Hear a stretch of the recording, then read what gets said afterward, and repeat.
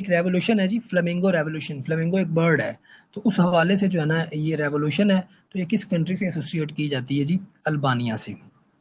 ठीक है, मई में ये स्टार्ट होती है रेवोल्यूशन। ये जो रेवोल्यूशन है जी, ये मई 2026 के अंदर स्टार्ट होती है। ठीक है, और इसमें होता क्या है कि एक एंटी एंटी गवर्नमेंट जो प्रोटेस्ट है ना, उसकी एक मैसिव वेव देखने को मिलती है।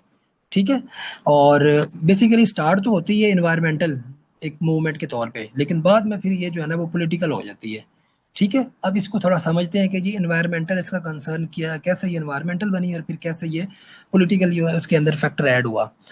असल में होता ये है कि जी अल्बानिया की जो गवर्नमेंट है ना जी, वो एक लग्जरी रिजॉर्ट प्रोजेक्ट है, एक प्रोजेक्ट है बड़ा लग्जरी किस्म का।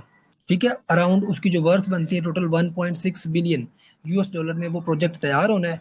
ठीक है, और वो प्रोजेक्ट लिंक्ड किसके साथ है, बिलोंग किसको करता है, उसको बैक कौन कर रहा है उस प्रोजेक्ट को? प्रेसिडेंट ट्रंप के जो दामाद हैं Jared Kushner, son in law जो इनके हैं। ठीक है, तो जेरेड कुशनर साहब क्या कर रहे हैं, उस रिजॉर्ट को, जो प्रोजेक्ट है लग्जरी रिजॉर्ट प्रोजेक्ट है, उसको बैक कर रहे हैं। ठीक है, और उसकी जो वर्थ कितनी है, 1.6 बिलियन यूएस डॉलर्स। ठीक है, चलो बैक कर रहे हैं तो उससे क्या, अवाम का क्या लेना देना? असल में वो जिस जगह पे बना रहे हैं, जो उसकी लोकेशन है ना जी, वो एक कोस्टल वेटलैंड है। ठीक है, और वेटलैंड में आप लोगों को पता है कि जो बर्ड्स होते हैं, जो टर्टल्स होते हैं, और बाकी जो सेल्स वगैरह या बाकी जो एक्वेटिक लाइफ होती है, उनका जो इकोसिस्टम है वो डिस्टर्ब हो जाता है। तो मेनली वहाँ पे जो पिंक वाइल्ड फ्लेमिंगोज हैं वो डिस्टर्ब हो रहे थे इस प्रोजेक्ट से। ठीक है, एक बड़ा प्रोजेक्ट है, और उससे इकोसिस्टम तबाह हो रहा है। किन लोगों का, किन जानवरों का? फ्लेमिंगोज का। ठीक है, तो उनकी प्रोटेक्शन के लिए ये मूवमेंट स्टार्ट ही की गई, और इस मूवमेंट को नाम क्या दिया गया? Flamingo revolution. ठीक है, मई में स्टार्ट होती है, और जून में जो है ना मजीद इसमें हमें एस्केलेशन देखने को मिलती है, प्रोटेस्ट जो है ना वो मजीद वायलेंट होते हैं। तो ये वॉयलेस जो रेवोल्यूशन है ये न्यूज़ में है, तो इसको आपने याद रखना है।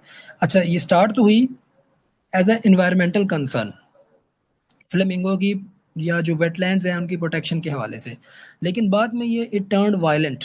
ठीक है, और वायलेंट हुई, और बेसिकली जो गवर्नमेंट की अगेंस्ट जो लोगों का गुस्सा था, क्योंकि करप्ट प्रैक्टिसेस थी गवर्नमेंट में, तो उसके अगेंस्ट जो लोग हैं वो भी सड़कों पे आए, और ये जो उनकी वीडियोस थी वो वायरल हुई, और ओवरऑल ये मूवमेंट जो है ना वो डिजिटल एक बन गई, एक वायरल मूवमेंट बन गई।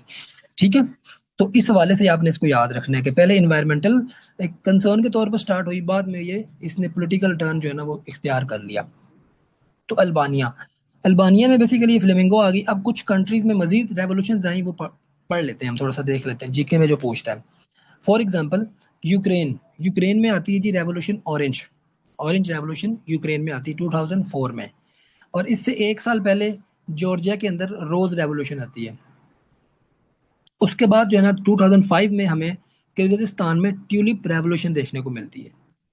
ठीक है, जॉर्जिया 2003 रोज रेवोल्यूशन, ऑरेंज 2004 यूक्रेन के अंदर, और ट्यूलिप रेवोल्यूशन जो है वो किर्गिजिस्तान के अंदर आती है, जो सेंट्रल एशियन कंट्री है, 2005 में।